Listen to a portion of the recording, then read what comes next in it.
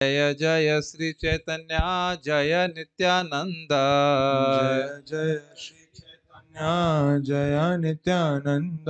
जय द्वैत चंद्र जय गौर भक्त वृंद। जय द्वैत चंद्र जय गौर भक्त वृंद। जय जय श्री चैतन्य जय नित्यानंद।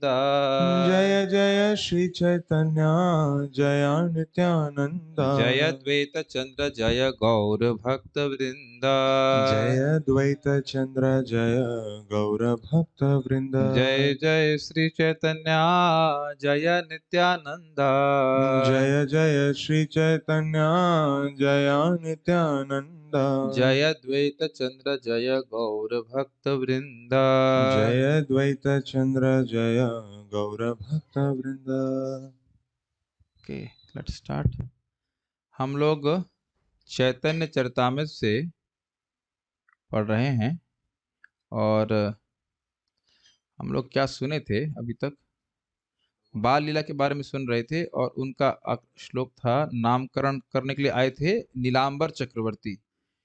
महोत्सव कर सब बोला है ब्राह्मण, आज दिन भाल करीब नामकरण।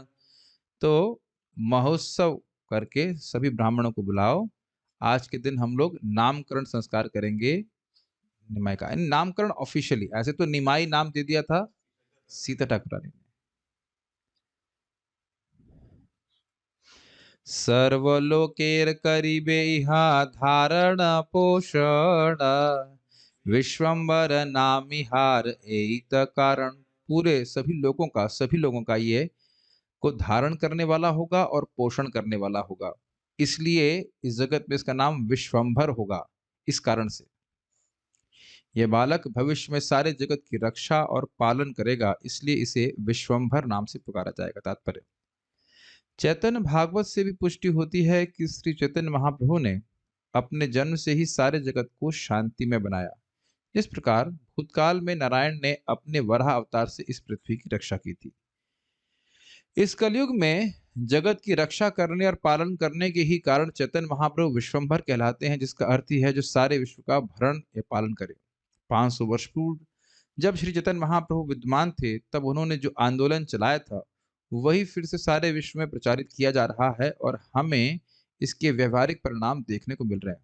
इस हरे कृष्ण आंदोलन से लोगों की रक्षा और पालन किया जा रहा है। हजारों अनुयायी, विशेष करके पाश्चात्य नवयुवक, इस हरे कृष्ण आंदोलन में सम्मिलित हो रहे हैं और वे कितना सुरक्षित तथा सुखी अनुभव कर रहे हैं, इसे उनके द्वारा लिखे गए हजारों पत्रों में व्यक्त कृतज्ञता से जाना जा सकता है। विश्वम्भर नाम अथर्ववेद संहिता में ही आया है। विश्वम्भर विश्वे न मां भरसा पाहि स्वाहा। अब एक आप प्रश्न कर सकते हो कि भगवान को विश्वम्भर यहाँ पे क्यों कह रहे हैं, किस प्रकार से पालन कर रहे हैं? प्रत्यक्ष रूप में सबको खाना तो महाप्रभु नहीं खिला रहे हैं, प्रत्यक्ष रूप में तो नहीं लिख रहा। ऐसे तो भगवान विष्णु है, सबका पालन करने वाले हैं, उसमें कोई दिक्कत नहीं, लेकिन प्रत्यक्ष रूप से कैसे कर रहे हैं? देखिए, अगर आप एनालॉजी से समझें जो प्रभुपाद दे रहे हैं, प्रभुपाद यह तो नहीं कह रहे हैं कि केवल खाना खिला करके पालन किया जा रहा है। कृष्ण भावनामृत आंदोलन में व्यक्ति सुरक्षित क्यों अनुभव कर रहा है? वो जान रहा है कि भगवान की भक्ति करने से उसका भविष्य उज्जवल है। उस प्रकार के उज्जवल भविष्य की धारणा एक सामान्य व्यक्ति को नहीं होती है, यद्यपि वह धनी भी क्यों ना हो, भयभीत रहता है। और एक तो सुरक्षा की बात, दूसरा आप देखेंगे कि सुखी भी तो नहीं रहते। आप जान रहे हैं कि सब लोग ड्रग एडिक्ट लोग क्यों हो गए थे? भौतिकतावादी जीवन से ये त्रस्त थे, परेशान थे और इस कारण से सोच रहे थे कि शायद इन सब चीजों से हमको सुख मिल जाएगा। ये बात पता है कि नहीं आप लोग? इसीलिए वो लोग ड्रग्स वगैरह ले रहे थे, लेकिन उससे भी उनको सुख प्राप्त नहीं हुआ। तो सुखी और सुरक्षित कैसे हुआ व्यक्ति को? भगवान की भक्ति प्रदान करके। तो यही स्पष्ट समझ में आ रहा है कि चैतन्य महाप्रभु ने सबको भगवान श्री कृष्ण की भक्ति दे करके उनको शांतिमय जीवन दिया। खाने को तो मिल ही रहा था उनको, तो ये नहीं सोच रहे थे कि केवल खाना खिला पिला तो भगवान अनादिकाल से रही हैं, उसमें कौन सी बड़ी बात है। और आपने यहाँ पे भी देखा कि जब भगवान चैतन्य महाप्रभु आए, उससे पहले भगवान का नाम सभी लोग बोलने लगे और सबका मन कितना आनंदित हो गया था। याद आ रहा है जी? इसलिए उनका नाम विश्वम्भर है। शुनि शचि मिश्र मने आनंद भड़ीला, ब्राह्मण ब्राह्मणी आनी महोत्सव कैला। यह सुनकर शची माता और जगन्नाथ मिश्र के मन में आनंद बहुत अधिक बढ़ गया और ब्राह्मण और ब्राह्मणी को बुलाकर उन्होंने महोत्सव किया। नीलांबर चक्रवर्ती की भविष्यवाणी सुनकर शची माता तथा जगन्नाथ मिश्र ने बड़े ही आनंद के साथ सारे ब्राह्मणों और उनकी पत्नियों को आमंत्रित करके नामकरण उत्सव संपन्न किया। तात्पर्य, सभी प्रकार के उत्सवों यथा जन्मदिन, विवाह, नामकरण, शिक्षारंभ आदि उत्सवों को मनाना वैदिक पद्धति है। शिक्षारंभ था वो जो इसमें पहली बार अक्षर लिखना शुरू करता है बच्चा, जिसमें विशेष रूप से ब्राह्मणों को आमंत्रित किया जाता है। प्रत्येक उत्सव में सर्वप्रथम ब्राह्मणों को भोजन कराया जाता है। और जब ब्राह्मण प्रसन्न हो जाते हैं तो वे वैदिक मंत्रों का या हरे कृष्ण महामंत्र का उच्चारण करके आशीर्वाद देते हैं। अब दिक्कत ये है, आजकल के कहीं प्रोग्राम में जाओ तो पहले घंटा 2 घंटा गाओ, उसके बाद खिलाते है कि नहीं? पहले नहीं खिलाते। लेकिन खैर ऐसी कोई रीति नहीं है, लेकिन बहुत बार ऐसा भी होता है कि पहले खिला देते फिर कहते हैं फिर क्लास दो। हम भरतपुर में जाया करते तो पहले खाने को मिलता था बढ़िया से प्रसाद, और हम लोग सेटिंग भी ऐसे करके रखते थे कि भाई क्लास कितने बजे से होगी प्रभु जी? 6:30 बजे से। आपको प्रसाद कितने बजे होगा? 5 बजे। 5 बजे प्रसाद होगा, 5 बजे खाने गया था, उसके बाद ही कथा वथा कुछ होगी, उससे पहले नहीं होगी। लेकिन महाराज समझाते हैं कि ब्राह्मण खा के भजन करता है। खा के भजन करता है ना, खा के सेवा करता है, और शूद्र को आप खिला दीजिए तो काम नहीं करेगा। तो इसलिए उनको पहले काम कराया जाता है, फिर खाने को देते हैं। लेकिन यहाँ देख रहे हैं कि ब्राह्मण जो है खा के प्रसाद-वसाद लेकर के तृप्त हो गए, अब बड़े पुरजोर से वह एनर्जी लेकर के मंत्र पढ़ते हैं। तो ये बात यहाँ पे आ रही है। और आप जानते हैं कि शकटासुर वाली लीला में था ना, ब्राह्मणों को माता यशोदा ने बुलाया था और सब वैदिक वो स्तुति पाठ कर रहे थे, क्या कहते हैं उसको, स्वस्ति वाचन कर रहे थे, और इतने जोर से स्वस्ति वाचन हो रहा था कि वो कृष्ण को भूल गई। भूलने का अर्थ है ध्यान नहीं था कि बच्चे को वहां नीचे शकट के नीचे रख के आई हैं। तो ये सब बातें हैं। कितना विपरीत है ना आजकल के समाज में, ये कितना लोप हो गया है। नामकरण संस्कार होता है आजकल के, समाप्त हो गया। नहीं तो ब्राह्मण भी इंटरनेट से ही बोल देता है। अभी चल भी गया, शुरू भी हो गया ऐसा। काफी लोग मतलब कि ऑनलाइन, अच्छा आप ब्राह्मण ऐसे मान लेते हैं। नाम, हाँ नाम भी अजीब अजीब। अमर्ष, अमर्ष मतलब होता है क्रोध। कुछ लोगों की धारणा ये है, मतलब कि मैंने सुना है कि वो लोग जब नाम रखते हैं तो भगवान का अगर हम लोग नाम रखते हैं, नहीं नहीं भगवान का नाम नहीं रखना चाहिए। भगवान का नाम नहीं रखना चाहिए।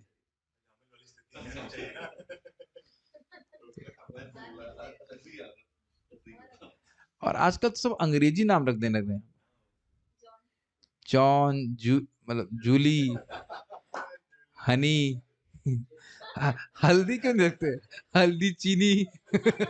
ये सब नाम क्यों नहीं रखते, है कि नहीं? हल्दी, चीनी, जलेबी, पुआ, पकौड़ी, ये भी रख देते। क्यों ऐसा नाम रखते? जा से और कोई नाम नहीं मिला लोगों को। जूली नाम, क्षमा कीजिएगा, भक्त का नाम जूली है, लेकिन हमको बड़ा खराब लगा था ये जो नाम, मतलब कहा कुछ अच्छा नाम होना चाहिए। जहानवी कितना सुंदर नाम है, कितना सुंदर नाम है। आप दीक्षा भी ना किसी को, फिर भी जहानवी शब्द कितना सुंदर लगता है। गंगा, गंगा नाम कितना पवित्र करने वाला है। यमुना, और या को आप 2 वेरिएशन लेते हैं, यमुना और जमुना, दोनों कितने सुंदर। आप सुनिए कितने कर्ण प्रिय नाम है, कानों कितना अच्छे लगते हैं, और ये पवित्र करने वाले हैं। तो ये सब बड़ा, सब जगह संस्कार तो हो ही नहीं रहा है, और उसके साथ साथ नाम पे अनशन रखे जाते हैं। एक भक्त बोल रहे हैं कि वैदिक मंत्र बोलने में बहुत शक्ति लगती है, इसलिए ब्राह्मणों को पहले भोजन किया रहता है। हाँ, ये बात भी सत्य है। सहस्त्र शीर्षा, थक गए नहीं, पुरुषा में थक गया तो सिर्फ कुछ पेट में कुछ जलेबी वलेबी रहेगी तब आवाज आएगी। ठीक है, ये सब बातें हैं। तबे कत दिन प्रभुर जानू चंक्रमण, नाना चमत्कार तथा कराइल दर्शन। उसके कुछ दिनों के बाद भगवान घुटने चलने लगे और अनेक नाना चमत्कार तथा कराइल दर्शन, इस प्रकार से उन्होंने अनेक अनेक प्रकार के चमत्कार का दर्शन कराया। कुछ दिनों के बाद महाप्रभु अपने घुटनों पर सरकने लगे और वे इस तरह के तरह तरह के चमत्कार दिखाने लगे। तात्पर्य, चैतन्य भागवत, आपको तो अंग्रेजी आती है ना केवल प्रभु माता जी, और प्रभु जी के पास पैसे है ना, तो आप लोगों के पास चैतन्य भागवत सेट है ना घर पे। आपको अंग्रेजी आती है और आपके पति के पास पैसे हैं, लेकिन खरीदते नहीं है। इस बार वृंदावन से जाने से पहले खरीद के लेके जाएंगे। बहुत अच्छा कंडेंस, 100 रुपए वाली नहीं। अगर 100 रुपए वाली आप लेना चाहते हैं तो 28 आपको स्पॉन्सर करने होंगे और 28 भक्तों को बांटूंगा तब ले जा सकते हैं कंडेंस वाली। वो बहुत अच्छी है। वो कंडेंस में वो फीलिंग कभी नहीं आएगी। बहुत सारे श्लोक उसमें मतलब उसे कंडेंस कर दिए जाते हैं। ये कोई कंडेंस मिल्क की तरह नहीं। ऑलरेडी भागवत कंडेंस्ड ही है, वो चैतन्य भागवत। सारी लीलाओं को तो संक्षेप में ही कहा जा रहा है। उसका भी सार निकाल करके इसमें बहुत सारी बात छूट जाती है। पढ़ना चाहिए। अंग्रेजी तो आप लोग को आता है बहुत, और बहुत अच्छी। पंडित विद्यानिधि प्रभु और भूमिपति प्रभु प्रभुपाद जी के शिष्य हैं। बहुत सुंदर तरीके से वो लिखते हैं। उनकी शैली बड़ी अच्छी है ट्रांसलेशन करने की, मुझे बहुत अच्छा लगता है। चैतन्य भागवत में एक वर्णन मिलता है कि एक दिन जब चैतन्य महाप्रभु घुटनों के बल सरक रहे थे और उनकी करधनी मधुर स्वर में बज रही थी, तब एक सांप निकलकर आंगन में आ गया। बालक ने उत्सुकतावश उसे पकड़ लिया तो सांप ने उन्हें तुरंत कुंडली में लपेट लिया। ये कितना भयानक लीला होगी। वैसे कृष्ण को कौन से सर्प ने लपेट लिया था? कालिया। कुछ रिजेम्बलेंस है? तब शिशु के रूप में महाप्रभु सर्प के ऊपर लेटे रहे और कुछ समय बाद वह सर्प उन्हें छोड़कर चला गया। और कृष्ण ने क्या किया? सर के ऊपर नृत्य किया। तो थोड़ा अंतर है लेकिन सर्प की लीला है। अब इस पे थोड़ा सा भी आप मनन कीजिए तो ये देखिए, ये हो गया कंडेंस्ड वर्जन। और डिटेल में क्या है, उस सर्प को लिपटा हुआ देख करके सब लोग आए तो हाय हाय करने लगे। तो इतने में फिर उन्हें देखा कि पूरा सर्प एकदम ऐसे लेटे हुए थे, फिर वो चला गया। तो डिटेल तो आपको क्या कहते हैं उस बुक से ही पढ़ना पड़ेगा, चैतन्य भागवत से। तो अब ये सोचिए, जिसने ये लीला कितनी अद्भुत है। कोई बच्चा सर्प से डरेगा कि नहीं? लेकिन आप जानते हैं कि वो सर्प कौन था? शेषनाग ही थे, और कोई नहीं थे। तो उनसे खेल रहे हैं श्रीमन चैतन्य महाप्रभु बचपन में।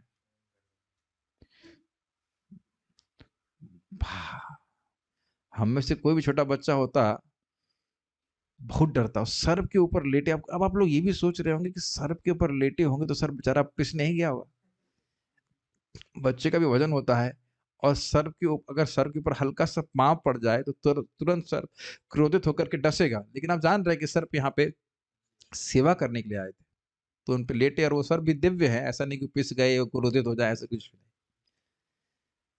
क्रंदनेर छले बलाई लहरी नाम, नारी सब हरि बोले हासे गौर धाम। करंदन के छल से, रोने के छल से सबको वह हरि नाम बुलवाते। आप जानते हैं लीला को। और रोने लग जाते तो लोग हरि नाम करने लगते तो खूब शांत हो जाते और हंसने लगते। नारी सब हरि बोले, बाकी जो नारियां थी उनके आसपास सब हरि बोलती थी। हासे गौर धाम, गौर धाम। शिशु के रूप में चैतन्य महाप्रभु हंसते थे इस प्रकार से। महाप्रभु रोने के बहाने सारी स्त्रियों को हरे कृष्ण महामंत्र का कीर्तन करने के लिए बाध्य करते थे। और जब वे कीर्तन करते तो महाप्रभु मुस्कुराते थे। मेरी इस पे एक टिप्पणी यह है कि स्त्रियों को हरिनाम कराने में महाप्रभु भी रो गए। तो आप समझ सकते हैं कि हम लोग को प्रचार करने में कितनी कठिनाई है। डोंट टेक ऑफेंस, जैसा जोक। महाप्रभु रोने लगे कि भाई इनको कैसे हरिनाम कराया जाए, तो फिर रो रो करके हरे कृष्ण करा रहे हैं। ठीक है। ये क्या टिप्पणी बोनाफाइड नहीं है, स्पेकुलेशन है। ऐसे ही मैंने बोल दिया, इसको कोट नहीं कर दीजिएगा। तात्पर्य, चैतन्य भागवत में यह लीला इस प्रकार वर्णित है। सुंदर नेत्रों वाले महाप्रभु रोने लगते, किंतु हरे कृष्ण महामंत्र सुनने पर वे तुरंत चुप हो जाते। जब स्त्रियों को पता चल गया कि हरे कृष्णा कीर्तन करने पर बालक रोना बंद कर देता है, तो वे उसके रोने पर तुरंत ही हरे कृष्णा कीर्तन करने का संकेत समझ जाती। इस तरह ये एक नियमित कार्य बन गया। महाप्रभु रोते और स्त्रियां ताली दे देकर हरे कृष्ण महामंत्र का कीर्तन करने लगती। इस प्रकार पड़ोस की सारी स्त्रियां शची माता के घर में अखंड संकीर्तन के लिए एकत्रित होती। तो इससे बड़ा स्पष्ट क्या शिक्षा मिल रही है? इस संकीर्तन के द्वारा श्रीमद चैतन्य महाप्रभु प्रसन्न होते और बचपन से हो रहे हैं। खैर उनका बचपन और बड़े में कोई अंतर नहीं है, उनका ज्ञान तो वैसे ही रहता है, लेकिन फिर भी मतलब इससे ये बहुत बड़ी शिक्षा लेनी पड़ेगी कि कोई पढ़ा लिखा हो नहीं। कल बात चल रही थी स्त्रियां नीचे हैं ऊंचे हैं, क्या है? अब महाप्रभु की लीला में तो शुरुआत से स्त्रियां हैं, जरा बताइए, नहीं है? और स्त्रियों का लीला यहाँ पे आ रही है कि स्त्रियों हरे कृष्ण करती है, महाप्रभु प्रसन्न होती है। नहीं कहते तुम तो स्त्री हो, तुम्हारे हरे कृष्ण से मैं प्रसन्न नहीं होगा। ऐसा बोल रहे हैं? ऐसा तो नहीं कुछ बोल रहे। हरे कृष्णा का प्रभाव तो स्त्री हो चाहे पुरुष हो, चाहे कोई व्यक्ति हो, बच्चा हो, बाल कुछ भी हो, सब पे बराबर से होता है। जब तक स्त्रियां हरे कृष्ण महामंत्र का कीर्तन करती, तब तक महाप्रभु रोते न थे, अभी तो बड़े ही मुदित मन से उन पर मुस्काते मुस्काते रहते। ठीक है, कौन कौन सी लीला आपने सुन लिया? सर्प की लीला और छल से हरि नाम बुलवाने की लीला। तब एक दिन कैला पद चंक्रमाणा, शिशुगण मिली कैला विविध खेलन। तब उसके बाद कुछ दिनों के बाद कैला पद चंक्रमण, अब वह चलने लगे। इससे पहले घुटने पे चल रहे थे, अब पैरों से चलना शुरू किया। और शिशुगण मिली, अपने शिशु बालक मित्रों के संग मिल करके विविध खेल करने लगे। अब देखिए, यही बात आपने सुनी थी ना कि लीला लग रही है बच्चे जैसी, लेकिन बच्चे की लीला नहीं है। सर्प से खेलना एक छोटे बच्चे के लिए संभव नहीं है कि नहीं? और इस प्रकार से हरे कृष्ण के नहीं सुनने के कारण रोना और हरे कृष्ण करके चुप हो जाना, यह भी बच्चे नहीं करते। कुछ दिनों के बाद महाप्रभु पांवों से चलने लगे, वे अन्य बालकों के साथ मिलने जुलने लगे और तरह तरह के खेल दिखाने लगे। एक दिन शची खई संदेश आनिया, बाटा भरी दिया बैल खाओ तो बसिया। बैल का अर्थ क्या है? कहा, एक दिन जब महाप्रभु अन्य छोटे बालकों के साथ खेल रहे थे, तब शची माता खई तथा मिष्ठान से भरा थाल ले आई और उन्होंने बालक से कहा, बैठकर खा लो। संदेश तो समझते हैं आप लोग? संदेश वो दूध से बना होता है, ड्राई स्वीट होती है। श्रील प्रभुपाद जी को संदेश बहुत पसंद था। और खई, खई को खाने के लिए बोल रहे, फ्यूज राइस बोल रहे हैं। नहीं, खोआ नहीं, खई है। खई मतलब होता है फ्यूज राइस बोलते हैं इंग्लिश में। मैं समझ रहा हूँ जो हम लोग खील कहते हैं उसको, उसी को खई कहा जाता है। खील समझते हैं? खील, कील नहीं, खी खा, खील खरगोश वाला खा, खी और ला, खील कहते हैं। दिवाली में एक तो लैया आती थी, एक खील आती थी, तो वो खील ही उसी को खई कहा जा रहा है, जहां तक मैं स्पेकुलेट कर पा रहा हूं। एत बलि गेला शची गृह कर्म करीते, लुकाइया लगिला शिशु मृतिका खाईते। यह बोल करके शची माता गेला चली गई, कहाँ? घर के कर्म करने के लिए। और लुकाइया लागिला, लुकाई लुकाई मतलब छुपा करके शिशु निमाई ने मृतिका अर्थात मिट्टी खाई। अब बताइए, यह कृष्ण लीला में है कि नहीं? बुरी आदत जाती नहीं, भगवान की आदत जाती नहीं।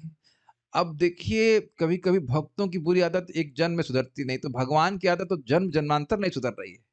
पिछले जन्म में भी मिट्टी खाए, सुधरे नहीं, इस बार फिर मिट्टी खा रहे हैं। तो आप देख सकते हैं कि इस प्रकार से, और भी छुप करके, वहां भी छुप करके खाए और यहाँ भी छुप करके खा रहे हैं महाप्रभु।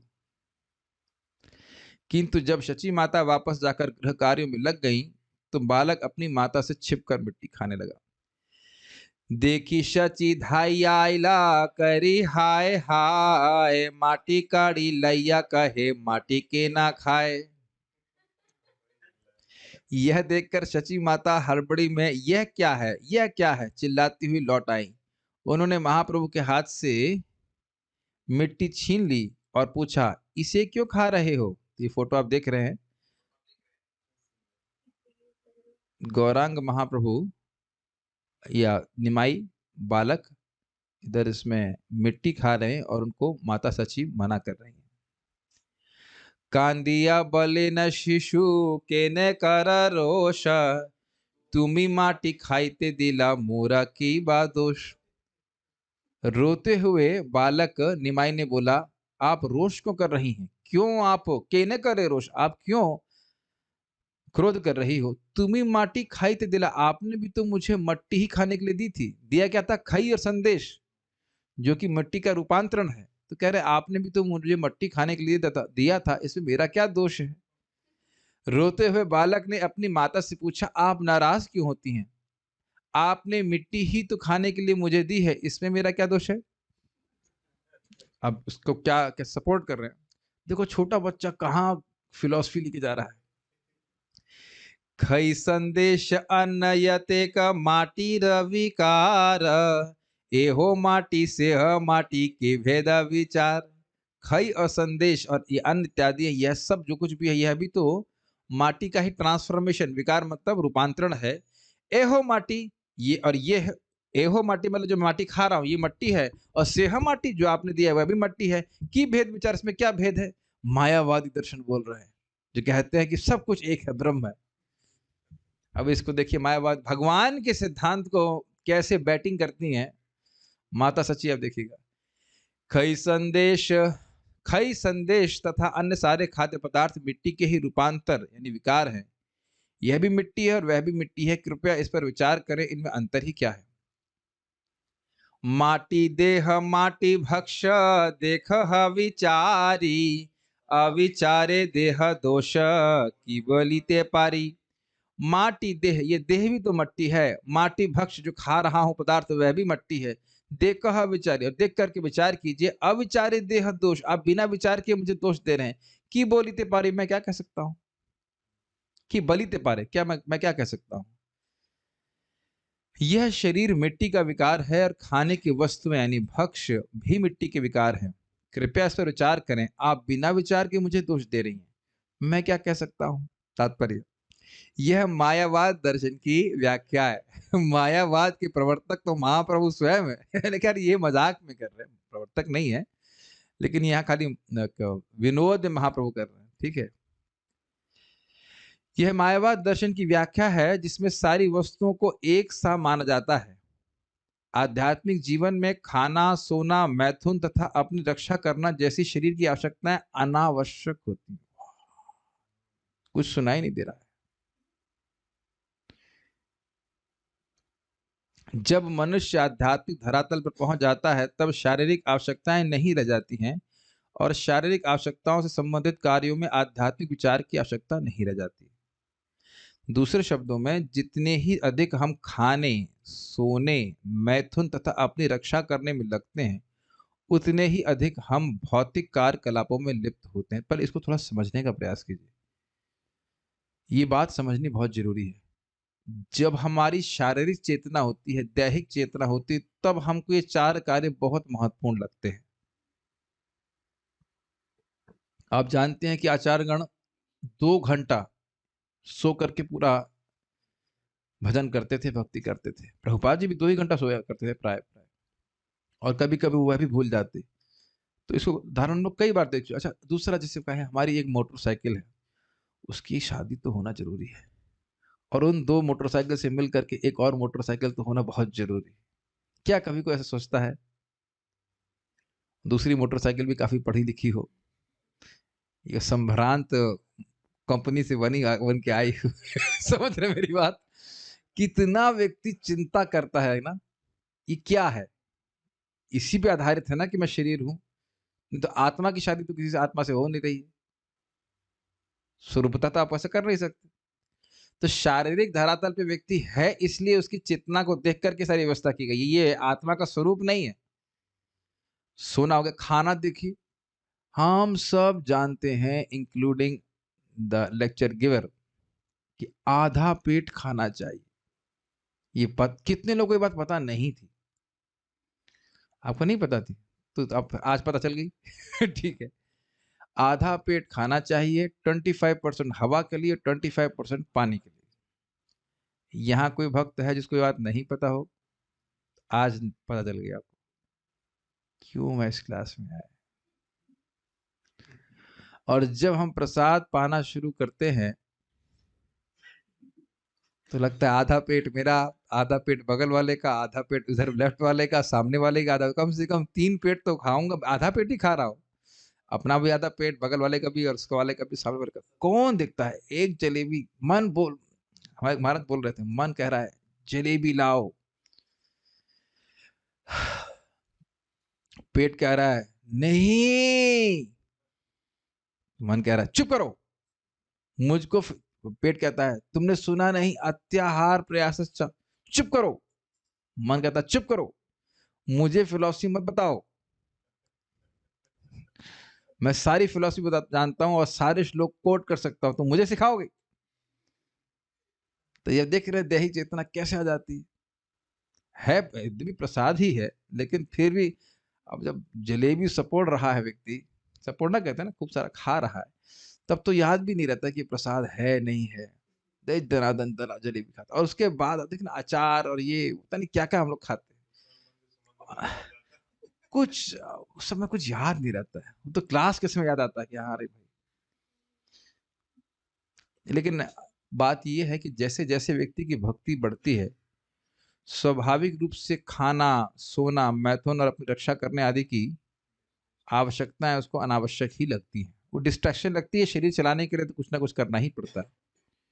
ये स्वाभाविक रूप से होता है, आप इसको आर्टिफिशियली नहीं कर सकते। अब ऐसा सोचे कि अच्छा आज से मैं केवल 2 घंटा सोऊंगा, एक दिन सोएंगे 2 घंटा, अगले दिन सो जाएंगे 24 घंटा, बीमार भी हो जाएंगे। इसलिए युक्त आहार विहारस्य, जब तक हम लोग शारीरिक धरातल पे हैं तो करने तो आध्यात्मिक कार्य हैं, लेकिन व्यक्ति नियमित रूप से करे। वैसे समानता, मैं ये नहीं कह रहा हूँ नियम नहीं बना सकता सबके लिए, सबका शरीर अलग अलग होता है, लेकिन 2 बार का खाना बहुत होता है। लेकिन कम से कम भक्तों को ऐसा नहीं होना चाहिए कि जितनी बार प्रसाद आए, खाने का समय आए, बस खाना शुरू कर दें बकरी की तरह, चर चर चर चर चर। ये सब हमारे लिए, शरीर के लिए भी ठीक नहीं रहता है। बहुत बार लोग भक्त की बात कर रहा हूँ इसलिए बीमार हो जाते हैं क्योंकि बार बार खाते रहते हैं, और कुछ है ही नहीं जगत में, मतलब रस तो कुछ बार मिल नहीं रहा तो वही खाते रहो, खाते रस रहे। मैं रक्षा करने के बारे में एक बड़ी विशेष घटना बताऊंगा आपको, अब बड़ी आश्चर्यजनक। एक बार इस्कॉन में ही एक सन्यासी थे, मैं नाम नहीं जानता कौन थे, लेकिन मैं सुना, और उन पर आरोप लगाया किसी ने कि इनने स्त्री संग किया है। तो जब अन्य भक्तों ने उनसे पूछा कि महाराज आपने ऐसा किया है, तो कहते हैं हाँ हाँ किया है। अब वह बहुत प्रतिष्ठित सन्यासी थे, बहुत अच्छे भक्त थे। तो अब सबनों को बड़ा आश्चर्य, नहीं तो कोई व्यक्ति कौन स्वीकार करेगा कि हाँ हाँ, कौन बोलेगा बताइए, उसका बहुत बड़ा परिणाम हो सकता था। तो बाद में जो कमेटी के लीडर थे उन्होंने फिर व्यक्तिगत रूप से उनसे पूछे कि महाराज क्या हुआ, तो कहते देखिए, उनके शब्द बड़े अच्छे थे, I am not an animal that I will defend my self. क्या बात, मैं पशु नहीं हूं जो अपनी रक्षा करूंगा। अगर इस प्रकार का आरोप किसी सन्यासी पे लगाया जाए तो तुरंत अपना वो डिफेंस में देगा ना, कि हमने ऐसे कैसे बोल दे रहे आप ऐसे करके। वैसे डिफेंड करने की हमारे प्रवृत्ति बहुत अधिक है हमें, और यह भी शारीरिक चेतना से ही उत्पन्न होती है। मैं इसीलिए यहाँ थोड़ा स्लो जा रहा हूँ ताकि आप समझ पाए। मैं ये शरीर हूं ये मानते हैं, इसी कारण से हम लोग उसकी सुरक्षा करने के लिए बड़े चिंतित रहते हैं। और न सिर्फ इसकी, चलो मान लिया जाए कि भाई शरीर की तो आवश्यकता है, मान और सम्मान की भी आवश्यकता है जीने के लिए। ना बोलने से पहले बहुत सोचिएगा, बहुत कठिन है। फिर से प्रश्न कर रहा हूं, क्या मान सम्मान भी चाहिए हमको जीने के लिए? आप बोल रहे हैं नहीं चाहिए, लेकिन आप ये नहीं कह सकते कि नहीं चाहिए। तब देख रहे हैं उनका इतना एडवांस है कि तुम सम्मान, ये तो होगा सम्मान जाएगा, ठीक है, क्या झूठा सम्मान के लिए क्या करना। तो फिर उन्होंने क्षमा मांगा, जो भक्त लोग बोलते हैं हम समझ गए कि आपका मतलब स्टैंडर्ड क्या है। काफी इंटरेस्टिंग है ना, अपनी रक्षा करना। इसी तरह श्रीवास ठाकुर जी के ऊपर आरोप लगाया, उनके घर में कीर्तन होता था और बाहर दुर्गा जी की पूजा का व्यवस्था रख दिया, चैतन्य भागवत में इसका वर्णन है। तो श्रीवास ठाकुर आकर बाहर कहते हैं, तो अब आप लोग समझ गए ना कि मैं किस प्रकार से रोज दुर्गा जी की पूजा करता हूँ, मुस्कुरा कर। तो अन्य महान लोग थे, उन्होंने आकर के उस व्यक्ति को बुलाया और फिर वह सामान सब लेकर चले गए। देख रहे सम्मान की भी इच्छा नहीं होना। तो ये एक बड़ी महत्वपूर्ण अच्छी बात है।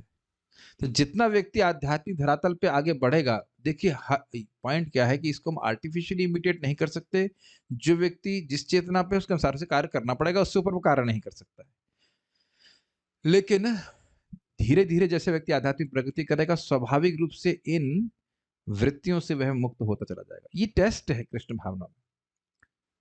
श्रील प्रभुपाद जी भी जब शरीर छोड़ रहे थे, तो खाना बंद कर दिए थे और सोते भी नहीं थे। तो प्रभुपाद जी कहे, देखो मैथुन का तो कोई प्रश्न नहीं है, मैं तो सन्यासी हूं, और अब मैंने खाना सोना भी छोड़ दिया है, और रक्षा का कोई प्रश्न है नहीं, शरीर में बचा क्या है रक्षा करने के लिए। तो I guess I think now I am liberated. मुझे लगता है कि अब मैं मुक्त हो गया हूँ। ऐसे नम्रता से प्रभुपाद जी कह रहे थे। तो ये सब बातें हैं। एटलीस्ट भक्तों की बहुत प्लानिंग नहीं होनी चाहिए कि आज ये खाना है। देखो मैं अब अगर ऐसी इच्छा है तो वो भी ठीक है। आज ये खाएँगे, आज वो खाएँगे, आज ये पुआ पकौड़ी बनाएँगे, ये करेंगे, वो करेंगे। उसमें एब्ज़ॉर्प्शन है तो अभी थोड़ा और प्रगति करने की ज़रूरत है। उसमें भी है तो ठीक है। ठीक है मतलब अच्छा है, भगवान का प्रसाद भगवान के लिए कर रहा है, लेकिन जनरली हम भगवान के लिए नहीं अपने लिए ज़्यादा सोचते हैं। आज तो मौसम बहुत अच्छा है, आज तो पकौड़े और थोड़ा-सा चिकोरी भगवान को अर्पित करके एकदम आज तो भगवान के चिकोरी पीने का मन कर रहा है और आलू के पकौड़े। भगवान के स्थान पे खुद ही है लेकिन बोल रहे हैं भगवान। तो कोई बात नहीं, अगर वो भी स्थिति है तो कम से कम भगवान को अर्पित कर ग्रहण करे, वो भी ठीक है। लेकिन धीरे-धीरे ये सब ज़्यादा समय व्यक्ति नहीं बिताना चाहेगा इसमें। देखिए प्रभुपाद जी एक जगह बोले एक व्यक्ति को कि मुझे सोना बहुत खराब लगता है। आप उनको बोलिए कि प्रभु ये नहीं चलेगा। सॉरी बोलने से काम नहीं चलेगा। या तो आप बाहर जाइए और नहीं तो आप ये काम मत कीजिए। हमारे 1 घंटे ये बहुत मैं चाहता नहीं रिकॉर्डिंग में कोई इससे बात आए किसी को डाँटने की। वैसे मुझे डाँटना अच्छा लगता है, मुझे मौका मत दीजिए। इस क्लास मेरे भी बहुत सारी सेवाएँ हैं but we are not talking here on a phone when during the class. Just disturbs the flow. क्या बात कर रहे थे मैं? हाँ, तो प्रभुपाद जी 2 घंटे नहीं मतलब जितने समय प्रभुपाद मैं 2 घंटा से मुँह से निकल गया। प्रभुपाद जितने समय भी रेस्ट कर रहे हो, प्रभुपाद कहते हैं ये समय की बर्बादी है। फिर प्रभुपाद चद्दर ओढ़े और सो गए।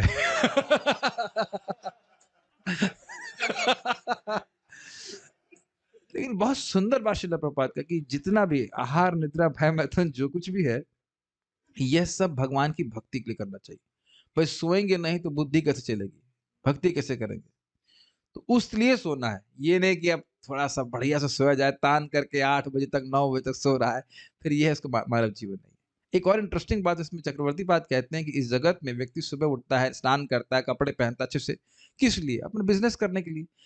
और भक्त भी वह सब कार्य करता है किस लिए? भगवान की भक्ति करने के लिए। तो ये सब कार्य भी भगवान की भक्ति का अंग होकर के वह भी भक्ति हो जाते हैं। ये बड़ा इंटरेस्टिंग और आप देख रहे होंगे कि सभी भक्त लोग शायद आप लोग हाथ भी खड़ा कर सकते हैं उन पे कि जब आप लोग सुबह स्नान-वान करने जाते हैं, तो लगता है जल्दी-जल्दी स्नान कर लें। ब्रह्ममुहूर्त का समय हमारा मतलब नष्ट ना हो, हम अधिक-अधिक जाप कर लें, है कि नहीं? सबको दिखता है कि उसी तरह से जैसे आप देखोगे ऑटो का मीटर घूमता है ना, उस तरह से मीटर घूमता है सुबह। उस तरह से हम लोग दिन में उतने टाइम कॉन्शियस नहीं होते। सुबह लगता है मान लो 3 बजे उठा है, साढ़े 3 बजे उठा है, भाई जल्दी से मतलब 15 से 20 मिनट में, आधे घंटे में तैयार हो जाएँ, ताकि नाम जप करने के लिए अधिक समय मिल जाए। तो आप देख रहे हैं अभी भी कुछ ये चेतना का आवेश हल्का-हल्का हो रहा है कि सुबह का समय हम भगवान की भक्ति में लगाएँ और देखिए ना, इस जगत में मुझे तो मैं अब याद भी नहीं है, आप लोग कुछ याद है कितने बजे उठते थे और कितने बजे ब्रेकफ़ास्ट करते थे? एक मैं किसी का नाम लूँगा, कितने बजे? साढ़े 6 बजे उठते थे नॉर्मली, 6 बजे और ब्रेकफ़ास्ट कितने बजे करते थे? 9 बजे तक करते थे, 3 घंटा। आप लोग? 3 घंटा? साढ़े हाँ, नॉर्मली तो हम सोचते हैं समझते हैं घरों में लोग 1 घंटे के अंदर खा लेते होंगे, है कि नहीं? हाँ, वही साढ़े स्कूल स्कूल जाने के लिए खाते थे। ऐसे नहीं, लेकिन जो भी है, प्रायः लोग 1 घंटा मैक्सिमम 1.5 घंटे में खा लेंगे। और अब आप देखिए, प्राय भक्त लोग 2:30 बजे, 3 बजे उठ रहे हैं और 9 बजे यानी 6 घंटे के बाद बेसिकली देखा जाए तो पूरी एक नौकरी की शिफ्ट लग गई, शिफ्ट के बाद खाने को रहता है। और उसके बाद भी मैं अपनी बात करूँ तो मेरे को बिल्कुल अब 4, साढ़े 4, 5 बजे से पहले ना तो भूख लगती है, ना बिल्कुल मन करता है कि कोई प्रसाद खाना है, कुछ भी करना है। और कभी-कभी लोग रूम पे लाके रख देते, तो वो और दिक्कत होती है, भाई मेरे रूम पे प्रसाद मत ला के रहो। कि कल भी मेरे रूम में कुछ मिठाई रखी हुई थी, बार-बार उधर सामने रखी तो एक सिग्नल दे रहा था, खा लो। कब खाओगे मुझको? मुझे वो बहुत डिस्ट्रैक्शन लगता है। तो अब देखेंगे भक्तों को जो लोग स्वस्थ रहना चाहते हैं, बात आ रही तो मैं बोल दूँ, मैं चाह रहा हूँ कि सेमिनार भी बनाएँ उसके ऊपर, लेकिन फिर भी 9 बजे या साढ़े 8 मतलब 8 से 9 के बीच में खा लीजिए और फिर 4 से 5 के बीच में। सूर्य अस्त होने से पहले। आपका साधना भी अच्छी चलेगी, आपका स्वास्थ्य भी अच्छा रहेगा, लेकिन इसमें अब अलग-अलग किसी की बीमारी है तो अलग-अलग बात है। इससे हमें थोड़ा-सा बचना चाहिए। बहुत दिन भर खाते रहेगा तो व्यक्ति काम कैसे करेगा? भगवान की सेवा कैसे करेगा? और आप देखेंगे खाने के बाद सबको आलस आता है, जानते हैं कि नहीं? दूसरे शब्दों में जितने ही अधिक हम खाने, सोने, मैथुन तथा अपनी रक्षा करने में लगते हैं, उतने ही अधिक हम भौतिक कार्यकलापों में लिप्त होते हैं। एक मेरा निवेदन और भी है, यद्यपि आपके पास धन हो लेकिन महल खरीदने की जरूरत नहीं है। कुछ सुनाई दे रहा है? क्योंकि उसी महल के नौकर बन जाएंगे सफाई करते करते। एटलीस्ट वानप्रस्थ जीवन में भी मैं देखा हूं, यहाँ पे वानप्रस्थ जीवन में भी व्यक्ति महल बना लेता है। वानप्रस्थी में कितनी तपस्या करने के लिए बोला गया, तो उतना तो कुछ करने के लिए बोला नहीं जा रहा है। कम से कम जीवन सिंपल होना चाहिए। जितना अधिक इकट्ठा करेंगे उतना ही उसमें आसक्ति, और उतना ही अधिक उसके उसी वस्तु के नौकर बन जाएंगे। वही झाड़ू के लिए फिर नौकर, एक नौकरानी रखी गई 5,000 रुपए की, ये और वो फलाना ढिमकाना, और इतना गेस्ट कोई नहीं आते हैं। मैं वानप्रस्थ की बात कर रहा हूँ। गृहस्थी में भी व्यक्ति को बहुत सिंपल देना चाहिए। मेरा तो निवेदन है कि जो गृहस्थ भक्त हैं वो इस तरह से सोचें कि उनका बच्चा भी एक ब्रह्मचारी है, उनकी लड़की भी एक ब्रह्मचारी, वो खुद भी एक ब्रह्मचारी है, उनकी पत्नी भी एक ब्रह्मचारी है। भाई 4 ब्रह्मचारी जैसे बड़े आराम से मैक्सिमम 2 3 4 रूम में रह जाते, ऐसे रह लीजिए। आजकल जो झगड़ा होता है, चलो 4 रूम ले लीजिए, बस खत्म। इतना आडंबर गृहस्थ भक्तों को नहीं करना चाहिए कि ये इकट्ठा कर ले, वो इकट्ठा कर ले, ये आएगा। अपितु आप अगर सादा जी रहे हैं तो भक्त लोग आकर के आपकी प्रशंसा ही करेंगे कि देखो गृहस्थ होने के बाद भी ठाकुर जी का मंदिर कितना सुंदर है और स्वयं कितने सादगी से रह रहे हैं। और हमने भक्तों को ही प्रसन्न करना है। मैं आपको यहाँ पे इसलिए बोल रहा हूँ क्योंकि हमारे लीला पुरुषोत्तम प्रभु के घर में हम देखे तो वह तो बेड भी नहीं रखते थे। एटलीस्ट हमने देखा है उस जमाने में। माता जी भी थी और उनका बच्चे भी थे। एक गद्दा बिछा दिया था जमीन पे, उस पर सो जाते थे। गर्मी में चटाई पे सो जाते थे। और जबकि आईआईटी कानपुर में वो अब इस समय तो प्रोफेसर है, उस समय असिस्टेंट प्रोफेसर थे। और नीचे कई दिन तक मुझे पता, मैं तो ऊपर कभी गया नहीं, डबल फ्लोर था और नीचे में मंदिर और बीच में आंगन था जहां सब लोग प्रसाद लेते थे, और किचन बहुत अच्छे व्यवस्था थे। और हम लोग को कभी हीन भावना नहीं हुई। बल्कि हमारे रिश्तेदार एक आए तो उनकी बच्ची बोली मैं बैठूं कहाँ? वो सोच रही थी सोफा नहीं है, कुर्सियां नहीं है, मैं कहाँ बैठूं? सोचने वाली बात। बहुत आदर्श जीवन हम आप देखें। और इस प्रकार से जो बाकी धन आपका बचेगा वो भगवान की वैष्णव की सेवा में लगा दीजिए। उसी तो वही तो हमारे जीवन में जाएगा। बहुत सारी बातें इंपॉर्टेंट है। जब व्यक्ति त्याग करता है, दान करता है, तब उसके हृदय में ज्ञान स्थिर रहता है। क्योंकि चाहे गृहस्थी में हो, चाहे ब्रह्मचारी हो, चाहे सन्यासी हो, चाहे कुछ भी है, तो आत्मा ही ना, भगवान के अंश ही तो है। तो जितना व्यक्ति आध्यात्मिक चेतना में विकसित होगा, इन सब चीजों में नहीं फंसेगा कि इन सब चीजों में भी रक्षा की प्रवृत्ति बढ़ जाती है। मेरी बात समझ में आई? जितना इकट्ठा करेंगे वो अपनी भी रक्षा करो और इनकी भी रक्षा करो और वस्तुओं की रक्षा करो, इसको झाड़ो पोछो, ये वो, उसी में पूरा जीवन निकल जाएगा। तो ये विचार करना चाहिए। दुर्भाग्यवश मायावादी दार्शनिक भक्त, आप दूर नहीं, सनक सनातन प्रभु के घर में जाके देख लीजिए, प्रैक्टिकली कुछ भी नहीं। बस ऐसा लगता है कि एक हॉल है, वो बस वहां मंदिर है और वह किचन है, और कुछ भी नहीं दिखता। अभी भी आप जाके देखिए, एक बेड पड़ा है, एक ही बेड है, क्योंकि परिवार में 3 बच्चे थे, सब कुछ है। माता जी लोग मतलब बेड वेड तो खैर आप रख सकते हो, कोई दिक्कत नहीं है, लेकिन very nice example is it not? यही देखो 10 साल ब्रह्मचारी आश्रम में रहे, ब्रह्मचारी रूप में रहे, तो शादी भी किया तो ऐसा नहीं कि आप बिल्कुल भोग की तरह, भोगी की तरह जी रहे हो। आप देखो, मुझे बड़ा इंप्रेसिव लगता है, बहुत अच्छा लगता है। तो इस तरह से व्यक्ति को जीना चाहिए। दुर्भाग्यवश मायावादी दार्शनिक भक्ति कार्यों को शारीरिक कार्य मानते हैं। वे भगवत गीता की निम्नलिखित सरल व्याख्या को नहीं समझ पाते। 14:26 की, माम च यो व्यभिचारेण भक्ति योगे न सेवते सगुणा समतीत्येतान् ब्रह्म भूयाय कल्पते। जो निस्वार्थ भाव से भक्ति में सेवा में लगता है और भगवान की तुष्टि के लिए ऐसी सेवा करता है, वह तुरंत ही आध्यात्मिक पद को प्राप्त होता है और उसके सारे कार्य आध्यात्मिक होते हैं। ब्रह्म भूयाया ब्रह्म कार्यों का सूचक है। यद्यपि मायावादी दार्शनिक ब्रह्म तेज में समा जाने के लिए अत्यंत उत्सुक रहते हैं, किंतु वे कोई ब्रह्म कार्य नहीं करते। वे कुछ हद तक ब्रह्म कार्यों की संस्तुति करते हैं, जिससे उनका अभिप्राय वेदांत और सांख्य दर्शनों का अध्ययन ही रहता है, किंतु उनकी व्याख्याएं शुष्क मनोकल्पना ही होती हैं। विविध प्रकार के आध्यात्मिक कार्यों के अभाव में एकमात्र वेदांत या सांख्य दर्शन का अध्ययन करके बहुत दिन तक वे उस पद पर बने नहीं रह सकते। थोड़ा इसको समझने का प्रयास कीजिए। देखिए, वो कहते हैं जगत मिथ्या, ब्रह्म सत्य जगत मिथ्या, ठीक, जगत मिथ्या है, तो कह रहे जगत के सारे कार्य मिथ्या है। ये उनका कहने का आशय, मतलब जो भक्त लोग अब पुस्तक वितरण कर रहे हैं, भगवान के लिए भोग बना रहे हैं, ये सब उनके हिसाब से मिथ्या है। क्या मिथ्या नहीं है? जब वेदांत का अध्ययन कर रहे हैं बस वो मिथ्या नहीं, बाकी सब मिथ्या है। वैसे सब कुछ मिथ्या है, तो सब कुछ में तो आपका वेदांत दर्शन भी मिथ्या हो जाएगा। जब आपने कह दिया कि जगत मिथ्या है, सभी कुछ मिथ्या है, तो आपका ये वाक्य भी मिथ्या है। आपका ये वाक्य भी तो जगत के अंदर ही है ना। और इसीलिए कहते हैं कि भाई इसीलिए उनको मायावादी कहा जाता है। वो भगवान कृष्ण को स्वरूप को भी माया कहते हैं, माइक कहते हैं, मिथ्या कहते हैं, और उनकी सेवा को भी मिथ्या कहते हैं। जबकि भगवान कृष्ण शाश्वत हैं और उनके सेवक भी शाश्वत है और उनकी सेवा भी शाश्वत है और दिव्य है। इसीलिए प्रभुपाद हमें उस बात को कोट कर रहे हैं कि ये मामचा व्यभिचारी वाले श्लोक कि वह ब्रह्म की प्राप्ति करना चाहते हैं लेकिन ब्रह्म कार्य किए बिना, और वह नहीं समझ पाते कि भगवान की भक्त के जो भक्ति के कार्य हैं वह दिव्य होते हैं। ये चैतन्य चरितामृत का डिस्कशन दिव्य है। हरे कृष्ण मंत्र जप करना ये दिव्य है, भगवान का प्रसाद ग्रहण करना भी दिव्य है, लेकिन मॉडरेट क्वांटिटी में। इतना हलवा ना खाया जाए कि ऑपरेशन कराना पड़े पेट, ठीक है, पर हम बहुत दिव्य नहीं रह पाएंगे। तो उनको दिक्कत क्या हो रही भाई, अब केवल पढ़ करके आप जीवन कैसे बिता दोगे? पढ़ने के अलावा भी व्यक्ति कुछ बात करता है, कुछ सेवा करता है, प्रसाद कुछ खाता, कुछ बहुत सारे कार्य करता है, और ये कार्य बेसिकली सभी सारे कार्य सेवाएं हैं। भक्तों के लिए तो बहुत वैरायटी है, कभी गाएंगे, कभी नाचेंगे, कभी भगवान का दर्शन करने जाएंगे, कभी प्रणाम करेंगे। एक बार प्रणाम करने से भगवान के पास चला जाएगा, ये भक्ति संदर्भ में जी गोस्वामी जी कोट करके लिखते हैं।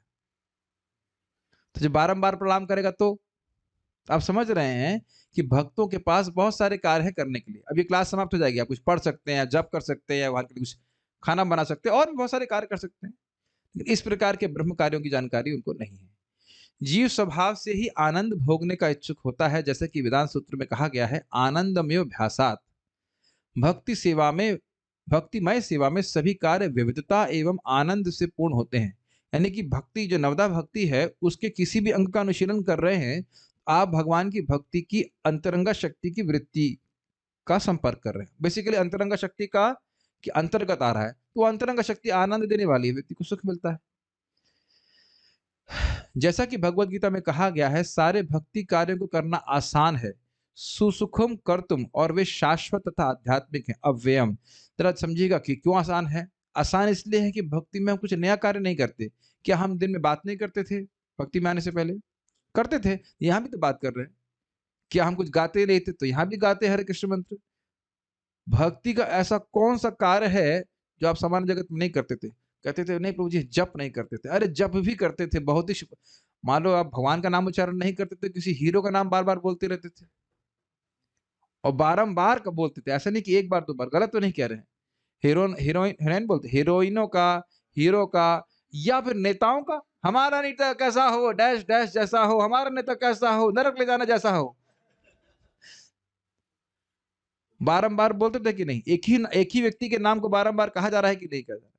तो ऐसा कौन सा कार्य है जो आप भक्ति में कर रहे हो और आप भौतिक जीवन में नहीं करते थे, खाली ऑब्जेक्ट चेंज कर दिया है? सोचिए कोई कार्य। प्रणाम, अरे कितने लोग जो है सामान्य लोगों को, जो कीड़े हैं उनको प्रणाम करते हैं। कीड़े मतलब देवताओं की तुलना में कुछ भी नहीं है, तलवे चाटते हैं अगर कहा जाए तो, है ना? एक्चुअली तलवे चाटे थे। इंग्लैंड से एक व्यक्ति आया था और वह व्यापार करना चाह रहा था भारत में। तो कोई तो नवाब थे उधर के, साउथ इंडिया के, तो उन्होंने कहा कि आपको मेरे चरण को चूमना होगा, तब मैं आपको व्यापार करने दूंगा। और उसने वाकई ऐसा किया, तब उसको व्यापार। तो ये देख रहे हैं ना किस प्रकार से झुकता है व्यक्ति। और कहीं नहीं झुके तो घर में झुक जाता है। जब प्रणाम ही करना है तो क्यों नहीं भगवान को प्रणाम कर, है कि नहीं? करते ही होंगे आजकल के लोग, करते ही आए हैं आजकल के लोग, क्या हमेशा से लोग करते हैं? तो झुक ही रहे हो तो फिर क्यों नहीं। और यहाँ भी तो देखिए ना, अर्जी लगा रहे हैं सबके सामने, सर हमको जॉब दे दीजिए, इत्यादि इत्यादि, आपकी शरण में है ऐसे। ठीक है, उधर कोने में मिल जाएगा जॉब। क्योंकि मायावादी दार्शनिक इसे नहीं समझ पाते, अतएव वे भक्त के सारे कार्यों को, श्रवणम कीर्तनम विष्णु स्मरणम पाद सेवनम को भौतिक एवं माया मानते हैं। समझ में आ रहा है ना मायावादी क्यों कहते हैं? वे इस ब्रह्मांड में कृष्ण के आविर्भाव एवं उनके कार्यकलापों को भी माया मानते हैं, और ये सबसे बड़ा अपराध है भगवान के प्रति, और ऐसे व्यक्ति का निस्तार कभी नहीं हो सकता, चाहे कितना भी तपस्वी हो। क्योंकि वे हर वस्तु को माया मानते हैं, इसलिए वे मायावादी कहलाते हैं, सिवाय अपने दर्शन के। उनका दर्शन खुद माया है ये नहीं मानते। एक छोटी सी बात है, भक्त लोग कहते हैं, आप कह रहे हो कि सर्व खलु इदम ब्रह्म, सब कुछ ब्रह्म है, तो ये जगत भी ब्रह्म होना चाहिए, है कि नहीं? और फिर आप कहते हो कि ब्रह्म सत्य जगत मिथ्या, ब्रह्म सत्य है और जगत मिथ्या है, तो जगत है कहाँ पे? आपने कह दिया सब जगह सब कुछ ब्रह्म है, तो जगत भी ब्रह्म है, और दूसरी तरफ कहते हो कि जगत मिथ्या है, तो जगत है कहाँ पे? कोई उत्तर नहीं उनके पास। तो उनकी फिलॉसफी में बहुत सारे गड़बड़ है इस तरह से। वास्तव में आध्यात्मिक गुरु के निर्देशानुसार भगवान की तुष्टि के लिए किया गया कोई भी कार्य आध्यात्मिक होता है। आध्यात्मिक गुरु जानते हैं कि इस कार्य का संबंध भगवान से है, इस कारण से ये दिव्य है। तो कार्य का स्वरूप अलग अलग हो सकता है, मान लो कोई मंदिर में झाड़ू दे रहा है, कोई टाइपिंग कर रहा है, अलग अलग, लेकिन सभी का उद्देश्य कृष्ण की कीर्ति का प्रचार करना है, तो वह सारे कार्य दिव्य हैं। समझ रहे हैं? श्रील प्रभुपाद जी अपने तात्पर्य में लिखते हैं कि हमारे भक्त स्पिरिचुअल स्काई इंसेंस बना रहे हैं, अगरबत्ती बना रहे हैं, और साथ साथ वह कृष्ण कथा श्रवण कर रहे हैं, तो ये दिव्य है। और वह इंसेंस भी जो धन आएगा वह भगवान की सेवा के लिए उपयोग में होगा, तो वह भी दिव्य हो जाता है। Does that makes? अभी देख रहे हैं कितना व्यापक हो गया है। मुझसे कोई कहे कि कौन सा केक बनाया था आपने? प्लम केक बनाओ, मैं कहूंगा नेक्स्ट लाइफ, इस लाइफ में खाएंगे, नेक्स्ट लाइफ में बनाएंगे, अभी हम कुछ नहीं, हमारी प्लानिंग है। और कहीं दूसरे व्यक्ति को बोलो कि बाबा आप बैठ के कुछ प्रवचन करिए, प्रवचन, हम प्रवचन कुछ नहीं कर सकते। तो देखिए, हर व्यक्ति को भगवान ने अलग अलग क्षमता दी, ठीक है? अब वह उस क्षमता का उपयोग भगवान की सेवा में करे तो वो दिव्य है। आप देखिए, कुछ लोग तेरे खीटा के ऊपर ही नहीं जा पाते, कुछ जैसे बैरियर लगा दिया कि तेरे खीटा ही सीख जाए मतलब मृदंग का, तो वो बहुत बड़ी बात है, उतना भी सीख पाए, खा खा कर सीख जाए, लेकिन तेरे खीटा नहीं सीख पाएंगे। और कुछ जगह बच्चे लोग भी फटाफट फटाफट सीख जाते हैं, तो सबका अलग अलग सामर्थ्य है, और इसमें हम कंपेयर नहीं कर सकते भाई जो मृदंग नहीं सीख पाया तो हीन है, ऐसा नहीं होता। अब किसी को बोल देंगे मंदिर साफ करो या कुछ आश्रम साफ करो, तो बहुत बढ़िया से साफ कर देगा, उसकी से वृत्ति है, तो वह गुरु का कर्तव्य है कि देखिए किसके अंदर क्या सामर्थ्य है, उसके अनुसार सेवा में नियोजित करता है, ठीक है? तो इस प्रकार से होता है। आपको पीठ में दर्द है कुछ क्या? ऐसे क्यों नहीं बैठते? किंतु ऐसे व्यक्ति के लिए ये बहुत अच्छा बात है। उसके लिए मैं एक छोटी सी कहानी, सच्ची घटना बताऊंगा। गुणार्णवा प्रभु स्वयं बताए थे, मैं कई बार बता चुका हूँ। वो वृंदावन में थे और वह मंदिर के निर्माण में बहुत मुख्य कार्य कर रहे थे, तो वो सीमेंट के बोरे गिन रहे थे, और बाकी भक्त तो जब करते, जब तो वह भी करते 16 माला का, लेकिन अब वो कह रहे थे मैं सीमेंट के बोरे गिन रहा हूँ और ये सब लोग हरे कृष्णा कर रहे हैं, तो मुझे क्या करना चाहिए? तो प्रभुपाद जी के पास गए, उन्होंने कहा कि प्रभुपाद जी मैं सीमेंट के बोरे गिन रहा हूँ और ये सब लोग हरे कृष्णा कर रहे हैं। प्रभुपाद जी कहते हैं yes, that is pure devotional service, क्योंकि वह सीमेंट के बोरे गिनना भी भगवान की सेवा के निमित्त था, भगवान का मंदिर बनने के लिए था, और प्रभुपाद जी के मार्गदर्शन में हो रहा था, विम्सिकली कुछ नहीं हो रहा था। तो मेन बात है अपने मन को भगवान में लगाना, और उसको आप नवधा भक्ति के किसी भी तरीके से लगा सकते हैं। हर व्यक्ति की रुचि अलग अलग होती है, लेकिन एक कॉमन पॉइंट है हरे कृष्ण मंत्र का जप, 16 माला का जप तो कॉमन सबके लिए। उसके बाद सबकी रुचि के अनुसार कोई भागवत पढ़ेगा, कोई विग्रह की सेवा करेगा, कोई अलग अलग तरह से सेवा करेगा भगवान की, ठीक है? किंतु ऐसे व्यक्ति के लिए जो गुरु के आदेश की अवज्ञा करे और मनमाना कार्य करते हुए अपने कार्यों को आध्यात्मिक माने, यही माया है। समझ रहे हैं? उसका उन कार्यों का संबंध भगवान से है नहीं, गुरु का कोई आदेश प्राप्त नहीं, अपने मन से करेगा तो उसको माया कहा जाएगा। मनुष्य को गुरु की कृपा के माध्यम से पूर्ण पुरुषोत्तम भगवान की कृपा प्राप्त करनी चाहिए। गुरु को प्रसन्न करेंगे, भगवान की कृपा प्राप्त होगी। अतएव मनुष्य को सर्वप्रथम गुरु को प्रसन्न करना चाहिए, और यदि वे प्रसन्न हो जाते हैं तो यह समझना चाहिए कि पूर्ण पुरुषोत्तम भगवान भी प्रसन्न हो गए। और बड़ा स्पष्ट है, प्रभुपाद जी सभी के गुरु हैं, और बता रहे हैं मंगल आरती जाओ, जप करो, कथा सुनो, प्रसाद खाओ, तो अब भगवान प्रसन्न होंगे वो तो आगे की बात है, गुरु प्रसन्न होंगे यह व्यक्ति के मन में भावना होनी चाहिए। हम प्रसन्न हो रहे हैं कि नहीं हो रहे ये महत्वपूर्ण नहीं है इस समय। Does that make sense? It's just something very simple, लोगों को समझ में नहीं आता। ऑब्वियसली हम नए लोगों से तो एक्सपेक्ट नहीं कर सकते, लेकिन जो गंभीरता से भक्ति में प्रगति करना चाहते हैं, इज जस्ट सो सिंपल। जो हमारे सुपीरियर भक्त हैं उनको संतुष्ट करना होना तो बहुत और बहुत सिंपल, इज इट नॉट? साधना करो, सेवा करो, अच्छे से भगवान की भक्ति करो, कौन भक्त प्रसन्न नहीं हो जाएगा? जो भी सच्चा भक्त है प्रसन्न हो जाएगा। ऐसा सब लोग नहीं बोलते हाँ पैसा लाके दो, हमें यही करके लाके दो। सिंपल साधना, सेवा और संग, 3 S के द्वारा सदाचार, ये कहना चाहिए। करे तो कोई भी व्यक्ति प्रसन्न हो जाए, कोई नया फॉर्मूला नहीं है, ठीक है। किंतु यदि गुरु हमारे कार्यों से अप्रसन्न होते हैं तो वे आध्यात्मिक नहीं है। लेकिन देखिए, इसका अर्थ यह नहीं है कि मान लो कुछ आपको कहा गया और कुछ गलती हो गई तो आप सारे कार्य आध्यात्मिक आध्यात्मिक नहीं रहे। मानो कहा गया कि आप हलवा बनाओ फॉर एग्जाम्पल, और हलवे में कुछ गड़बड़ हो गई, आपने पूरा प्रयास किया, तो अब यह नहीं है कि वो सब आध्यात्मिक नहीं रहा। गलती सबसे होती है, वो एक अलग बात है, लेकिन करना ही नहीं चाहे, अपने मन से कुछ कार्य करे, तो फिर उसको आध्यात्मिक नहीं कहा जाएगा।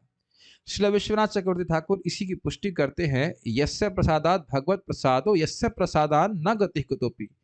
ऐसे कार्यों को जिनसे गुरु प्रसन्न होते हैं आध्यात्मिक मानना चाहिए, और उन्हीं से भगवान को प्रसन्न हुआ मानना चाहिए। चैतन्य महाप्रभु ने परम गुरु के रूप में अपनी माता को मायावाद दर्शन का उपदेश दिया। शरीर मिट्टी है और खाद्यान्न भी मिट्टी है, खाने वाले अन्न भी मिट्टी है। इस कथन से उनका अभिप्राय यही था कि हर वस्तु माया है। यही मायावाद दर्शन है। मायावादियों का दर्शन दोषपूर्ण है, क्योंकि इनकी मान्यता है कि वे जो कुछ भी मूर्खतापूर्ण बात करते हैं उसके अतिरिक्त हर वस्तु माया है। समझे प्रभुपाद जी का कटाक्ष? वो कह रहे हैं हर वस्तु माया है, लेकिन वो जो बोल रहे हैं वो माया नहीं है। ये बेवकूफी है कि नहीं? जब हम बोल रहे हो कि सब कुछ माया, तो जब बोल रहे हो ये भी माया है, तो इसको क्यों माने बताइए? तो ये प्रभुपाद कह रहे हैं कि क्योंकि उनकी मान्यता है कि वे जो कुछ भी मूर्खतापूर्ण बात कहते उसके अतिरिक्त हर वस्तु माया है। हर वस्तु को माया समझकर मायावादी दार्शनिक भक्ति का अवसर खो देता है, और इसलिए उसका जीवन विनष्ट हो जाता है। सुना समझा? अनासक्त से विषय वाला श्लोक अप्लाई कीजिए। वह भक्त जानते हैं कि वस्तुएं वस्तुतः स्पिरिचुअल है, क्योंकि भगवान की शक्ति है। ऐसा नहीं है कि वह चेतन है, लेकिन भगवान की शक्ति है, और उनका उपयोग भगवान की शक्ति के भगवान की सेवा के लिए होता है, तो उसका स्पिरिचुअलाइजेशन आध्यात्मिकीकरण होता है, उससे व्यक्ति बंधन में नहीं पड़ता। तो भक्त लोग उन वस्तुओं का उपयोग करने में हिचकिचाते नहीं है। अब वेबकैम हो, लैपटॉप हो, हारमोनियम हो, हमारा शरीर भी है, वह सब है तो जड़ पदार्थ, लेकिन भगवान की शक्ति है और उसका उपयोग भगवान के लिए करने में व्यक्ति मुक्त अवस्था में रहता है। ये बात भक्त लोग समझते हैं, और ये लोग इसको माया मानकर तिरस्कृत कर देंगे। समझ में आया? तो मौका छूट गया ना सेवा करने का। बोलते भी सब प्रचार से बंधन कारण होता है। और भगवान क्या बोल रहे हैं? जो इस गीता का ज्ञान को दूसरे को देगा, सबसे अधिक प्रिय है, वो निश्चित रूप से मेरे पास आएगा। आज भी सुबह पढ़ा जा रहा था प्रभुपाद जी का लेटर कि जो पुस्तकों का वितरण करेगा वह निश्चित रूप से भगवान के पास जाएगा।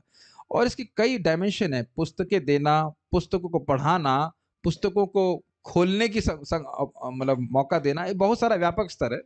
किसी भी तरह से जिस ज्ञान, बेसिकली कोई भी व्यक्ति किसी भी तरह से भगवान के ज्ञान को दे रहा है, बांट रहा है, वो निश्चित भगवान के पास जाएगा। प्रभुपाद देखें इसको। इसलिए चैतन्य महाप्रभु ने सलाह दी है, मायावादी भाष्य सुनी ले होय सर्वनाश।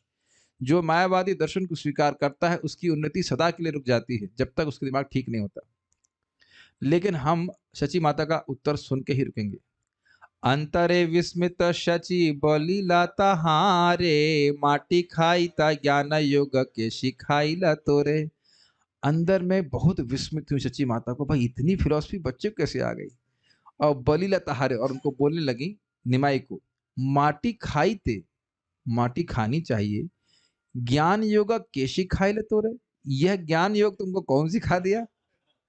शची माता आश्चर्यचकित थी कि यह बालक मायावाद दर्शन बोल रहा है। अतः वे बोली, तुम्हें यह दार्शनिक तर्क वितर्क किसने सिखलाया है जो मिट्टी खाने को सही ठहराता है? तात्पर्य, माता तथा पुत्र के बीच के दार्शनिक वार्तालाप में जब पुत्र ने कहा कि सारी वस्तुएं एक सी हैं, सब कुछ एक है, जैसा कि निर्विशेषवादी कहते हैं, तब माता ने उत्तर दिया, यदि सभी वस्तुएं एक हैं तो सारे लोग मिट्टी से उत्पन्न अन्न खाने के बदले मिट्टी ही क्यों नहीं खाते हैं? अब देखिए शची माता का उत्तर, माटीर विकार अन्न खाइल देह पुष्टि होय, माटी खाइले रोग होय देह पा जाए क्षय। माटी का विकार अन्न अगर कोई खाता है तो उसका देह पुष्ट होता है, बलवान होता है, और माटी खाता माटी खाइले रोग होए, माटी खाएगा तो उसको रोग हो जाएगा, और देह जाए क्षय, देह समाप्त हो जाएगा। दार्शनिक बालक के मायावादी विचार का उत्तर सुन देते हुए माता शची ने कहा, प्रिय पुत्र, यदि हम अन्न में रूपांतरित मिट्टी खाते हैं तो हमारे शरीर का पोषण होता है और वह हृष्ट पुष्ट बनता है, किंतु यदि हम कोरी मिट्टी खाते हैं तो शरीर हृष्ट पुष्ट होने के बजाय रुग्ण होकर नष्ट जाता है। तो ये ऐसा नहीं कह सकते कि आप ये सब माटी और एक ही है। माटीर विकार घटे पानी भरी आनी, माटी पिंड धरे जब शोची जाए पानी। माटी का ही विकार घटे अर्थात घड़ा है जिसमें पानी भर के लेके आते हैं हम लोग, और माटी पिंड धरी जब है, अगर माटी का मिट्टी का पिंड रखा है और उसमें पानी डाल देंगे तो क्या होगा? शोषी जाए पानी, वो पानी सूख जाएगा, क्या है, सोख लिया जाएगा। मिट्टी के ही रूपांतर एक घड़े में मैं आसानी से पानी ला सकती हूँ, किंतु यदि मैं मिट्टी के ढेले पर पानी डालूं तो ढेला जल को सोख लेगा और मेरा परिश्रम व्यर्थ हो जाएगा। समझ में आया? तो यानी ये आपका फिलॉसफी व्यवहारिक नहीं है, मायावाद की फिलॉसफी। तात्पर्य, एक स्त्री होते हुए भी शची माता ने जिस सरल दर्शन का प्रतिपादन किया वह उन मायावादी दार्शनिकों को परास्त कर सकता है जो एक होने के विषय में चिंतन करते हैं। समझ में आई? ये व्यवहार प्रैक्टिकल नहीं बात बोल रहे जो एक है ऐसा करने चलेगा। जैसे महाराज बता रहे थे कि एक मायावादी व्यक्ति थे और उनको बड़ा अच्छा लगता दूसरों को तर्क में परास्त करना। तो जब वृंदावन आए तो एक भक्त ने बोला, आप कहते हैं सब कुछ ब्रह्म है ना? हाँ, सब कुछ ब्रह्म है। तो कह रहे हैं कि जिस व्यक्ति को आप हरा रहे हैं वह भी ब्रह्म है कि नहीं? हाँ। और आप भी ब्रह्म है? हाँ। तो कह रहे हैं कि आप अपने को अपने से ही हरा करके खुश हो रहे हैं। एकदम बोल्ड कर दिया, कहा आप अपने से ही अपने को हरा कर खुश हो रहे हैं। अब वह तो एकदम मतलब अवाक रह गया, बोलने के लिए कुछ शब्द ही नहीं रहा उसको। तुम इतना, तुम्हारा यही इंद्रिय तृप्ति है ना कि मैंने इतनों को हराया उतनों को, जो सभी ब्रह्म है, जो सभी एक ही हैं, तो आप अपने से अपने को हरा रहे हैं। तो आप देख रहे हैं कि ये बात व्यवहारिक नहीं है। आप जान रहे हैं कि मैं आप लोगों को क्लास दे रहा हूं, मैं अपने आप को ही क्लास नहीं दे रहा हूं। ब्रह्म ब्रह्म को ही ज्ञान नहीं दे रहा है कि नहीं? तो ये व्यवहारिक बात नहीं, समझ में आ रहा है? ये बहुत इम्प्रैक्टिकल बात है। मायावाद दर्शन का दोष यही है कि यह उस विविधता को स्वीकार नहीं करता जो व्यवहारिक कार्यों के लिए उपयोगी है। शची माता ने उदाहरण दिया कि यद्यपि मिट्टी का ढेला तथा मिट्टी का घड़ा मूलतः एक है, किंतु व्यवहारिक दृष्टि से घड़ा उपयोगी है जबकि मिट्टी का ढेला व्यर्थ है। कभी कभी वैज्ञानिक तर्क करते हैं कि पदार्थ तथा आत्मा एक हैं, उनमें कोई अंतर नहीं। ये बात समझ में आ रही है या क्या करने की जरूरत पड़ेगी मेरे को? मिट्टी का ढेला और मिट्टी का घड़ा एक ही नहीं है। वस्तुतः उच्च विचार की दृष्टि से पदार्थ तथा आत्मा में अंतर नहीं है, किंतु हमें यह व्यवहारिक ज्ञान होना चाहिए कि पदार्थ निम्न अवस्था में होने से हमारे आध्यात्मिक आनंदमय जीवन के लिए व्यर्थ है, जबकि आध्यात्म तत्व सूक्ष्म अवस्था में होने के कारण आनंद से परिपूर्ण है। थोड़ा समझने का प्रयास कीजिए। पदार्थ और आत्मा में अंतर नहीं है किस दृष्टि से? कि दोनों ही भगवान की शक्ति हैं, लेकिन फिर भी पदार्थ और आत्मा में अंतर है। जो प्रभु समझा रहे हैं कि पदार्थ निकृष्ट है, उससे हमें वस्तुबोध वस्तुतः आनंद की प्राप्ति नहीं होगी, क्योंकि जो आनंद, आध्यात्मिक आनंद हम ढूंढ रहे हैं वह तो आत्मा में या अध्यात्म में या परमात्मा के, भगवान की सेवा के द्वारा ही प्राप्त होगा। समझ में आई बात? यद्यपि पदार्थ और आत्मा दोनों भगवान की शक्ति हैं। भगवान को गीता में बोले हैं कि नहीं, अपरे मितस्त्वन्याम प्रकृतिम विद्धि में पराम जीवभूत महाबाहो ये इदम धारिते जगत।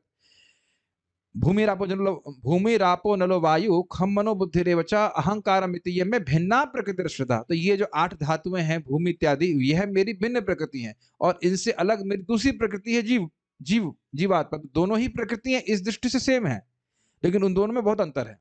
पदार्थ में कभी चेतना नहीं हो सकती और चेतना कभी जड़ नहीं हो सकती। जीव कभी जड़ नहीं हो सकता, ना जीव कभी जड़ बन सकता है, ना जड़ वस्तु कभी जीव बन सकती है, ना जीव कभी भगवान बन सकता है और ना भगवान कभी माया बन सकता है। ऐसा नहीं है। माया शक्ति भगवान की हमेशा माया ही है, वो माया अलग ही रहेगी, वो जड़ रहेगी। आपने सुना नहीं महाराज से क्या बोल रहे थे महाराज? भगवान इस जगत के रूप में है क्योंकि सब कुछ भगवान की शक्ति है, लेकिन भगवान इस जगत से सर्वथा भिन्न है। भगवान में सब कुछ है और सब में भगवान है, फिर भी भगवान इन सबसे बिल्कुल विलक्षण हैं, चिन्मय है। समझ में आ रहा है? इस संबंध में भागवत में एक दृष्टांत दिया गया है कि मिट्टी तथा अग्नि व्यवहारिक रूप से एक हैं। पृथ्वी से वृक्ष उगते हैं और इन वृक्षों के काष्ठ से अग्नि तथा धुआं उत्पन्न होते हैं। फिर भी ऊष्मा के लिए हम अग्नि का प्रयोग करते हैं, ना कि पृथ्वी, धुएं या काष्ठ का। पार्थिवो दारुणो धूमस तस्मात् अग्निस्त्रयीमयः। ये श्लोक प्रथम स्कंद के दूसरे अध्याय के एंड की तरफ है। इसलिए जीवन के लक्ष्य की चरम उपलब्धि के लिए हमें आत्मा की अग्नि चाहिए, पदार्थ का जड़, काष्ठ या मिट्टी नहीं। स्पष्ट समझ में आ रहा है कि अग्नि और मिट्टी एक कैसे हैं? मिट्टी का रूपांतरण पेड़, और पेड़ की लकड़ी से आई अग्नि। लेकिन फिर भी अग्नि और मिट्टी में बहुत अंतर आ जा रहा है, तो ये व्यवहारिक नहीं है। आत्म लुकाईते प्रभु बलि लाता हारे, आगे के ना इहा माता ना शिखाईला मोरे। महाप्रभु ने अपनी माता से कहा, आपने पहले ही मुझे यह व्यवहारिक दर्शन क्यों नहीं सिखलाया? भागवत क्लास आपने क्यों नहीं दी पहले? आपने आत्म साक्षात्कार की यह विधि मुझसे क्यों छिपा रखी? देखिए, महाप्रभु बाल्यकाल से ही मायावाद के दर्शन का खंडन करने के लिए लीला की। तो ये पसंद नहीं था महाप्रभु को। ऐसा नहीं कि मायावाद को स्थापित करना चाहते थे, अभी तो मायावाद को अपनी माँ के मुख से खंडित कर दिया कि इस्कॉन की माता जी भी मायावाद को उड़ा सकती है या कृष्ण भावना अमृत आंदोलन की। और आप देखिए कि सची माता की क्या डिग्री बताओ आप। सची माता की बीटेक, एमटेक, पीएचडी, कुछ नहीं, हाउस वाइफ ने मायावाद के दर्शन को उड़ा दिया। एक भक्त कह रहे थे कि हाउस वाइफ या माता जी लोग प्रीचिंग नहीं कर सकते। कह रहे थे कि नहीं कह रहे थे? ये कोट करते हुए, माता जी लोग प्रीचिंग नहीं कर सकते। और यहाँ माता जी ने भगवान को ही हरा दिया, मायावाद दर्शन को खत्म कर दिया। तो हमारे जूम की माता जी, आप सभी लोगों को फिलॉसफी सीखनी है, ठीक है? कोई मिल जाए मायावाद तो उड़ा दीजिए उसको। बहुत में, और आपको देखेंगे जिनको प्रीचिंग करेंगे ना, प्राय मायावादी मिलेंगे, मतलब हौच पौच मायावादी मिलेंगे। हाँ, सब एक है, हम लीन हो जाएंगे, और जगत झूठा है, ये बोले। उस झूठ को आनंद लेने में बहुत वो रुचि रखते हैं, इत्यादि इत्यादि। उस परम पिता निराकार परमेश्वर का ध्यान करो, ये सब बोलने वाले लिख जाएंगे। तो उन सबको ध्वस्त करने के लिए आपको सची माता का आश्रय लेना होगा। तात्पर्य, यदि किसी को जीवन के प्रारंभ से द्वैत वैष्णव दर्शन की शिक्षा दी जाए तो उसे एकेश्वरवादी दर्शन अधिक प्रशान नहीं करेगा। वास्तव में हर वस्तु परम उद्गम से उद्भूत है, परम सत्य भगवान कृष्ण से आई है। मूल शक्ति अनेक प्रकार से प्रदर्शित होती है। जिस प्रकार सूर्य प्रकाश जो सूर्य से उद्भूत होकर प्रकाश तथा ऊष्मा के रूप में प्रदर्शित होता है, कोई यह नहीं कह सकता कि प्रकाश ऊष्मा है और ऊष्मा प्रकाश। फिर भी एक को दूसरे से पृथक नहीं किया जा सकता। अतएव चैतन्य महाप्रभु का दर्शन अचिंत भेदाभेद है। यद्यपि प्रकाश तथा ऊष्मा के भौतिक प्रदर्शन में संबंध है, फिर भी वे भिन्न है। इसी प्रकार सारा जगत भगवान की शक्ति की अभिव्यक्ति है, फिर भी यह शक्ति अनेक रूपों में प्रकट होती है। जरा समझने का प्रयास कीजिए। देखिए, ज्वाला, ठीक है, या आप ही लोगों के सामने एक हीटर जल रहा है, तो हीटर से रोशनी आ रही है कि नहीं? और हीटर से हीट भी आ रही है कि नहीं? हीट यानी ऊष्मा और प्रकाश, ये अलग अलग है कि नहीं? अलग करके रख सकते हैं कि नहीं? आपका नाम भूल गया प्रभु जी, नाम क्या है? सुनील प्रभु, बताइए। ऊष्मा और प्रकाश अलग अलग वस्तु है कि नहीं? हाँ, अलग है। और क्या नाम था प्रभु जी, कौन से हरि? भय हरि प्रभु। और ऊष्मा और प्रकाश जब अलग अलग है तो इनको छान करके अलग अलग कर सकते हैं हम लोग। जैसे छानते हैं ना, चावल से कीड़े छान दे, तो वैसे छान करके ऊष्मा अलग करते हैं और प्रकाश अलग करते हैं। नहीं कर सकते ना? तो उसी प्रकार से भगवान को उनकी शक्तियों से कभी अलग नहीं कर सकते, यद्यपि शक्ति और शक्तिमान में भेद है। ये अचिंत भेद अभेद। अब देख रहे हैं ना, अलग नहीं कर पाने की क्षमता। कितना सुंदर धारण दिया जाए, ऊष्मा और प्रकाश को अलग नहीं कर सकते, लेकिन ऊष्मा और प्रकाश अलग अलग वस्तु है। बहुत अच्छा उदाहरण ये चैतन्य चरितामृत में दिया गया है। चैतन्य चरितामृत फिलॉसफी में बहुत एकदम कटिंग फिलॉसफी है। एवे से जानिला आर मटी ना खाई बा, छुदा लगे जबे तबे तुम्हार स्तन पीबा। अब मैं सब समझ गया हूं, अब मैं माटी कभी नहीं खाऊंगा, जब भूख लगेगी तो मैं आपका स्तन पान करूंगा। अब मैं समझा इस दर्शन को, अब मैं मिट्टी नहीं खाऊंगा। परम सत्य को सची माता ने समझा दिया। जब भी मुझे भूख लगेगी मैं आपके स्तनों से दूध का पान करूंगा। एता बलि जननी रे कोले ते चढ़िया, स्तन पान करे प्रभु ईशित हासिया। यह बोल करके अपनी माँ के गोदी में चढ़ गए, कोला मतलब गोदी में चढ़ गए, उनका स्तन पान करने लगे और हल्का सा मुस्कुरा रहे थे। ठीक है, अभी इसके बाद ये पढ़ के फिरते हैं। ए मते नाना छले ऐश्वर्य देखाए, बाल्य भाव प्रकटिया पश्चात लुकाए। इस प्रकार से नाना प्रकार के छल करके ऐश्वर्य को प्रकाशित करते हैं। भाई छोटे बच्चे को इतना सिद्धांत कहां से समझ में आ गया। फिर उसके बाद बाल्य भाव प्रकट करके उसको छुपा लेते। अभी देखिए ना, तुरंत उनका स्तन पान करने लगे ऐसे करके। अब उसके बाद आगे बड़ी रोचक घटना है। उनके घर में एक अतिथि आते हैं, वो बहुत रोचक घटना है, तो उसको हम लोग कल इसको हम कल देख सुनेंगे। ठीक है। श्री चैतन्य चरितामृत की जय, श्रील प्रभुपाद की जय, ताई गौर प्रेमानंदे।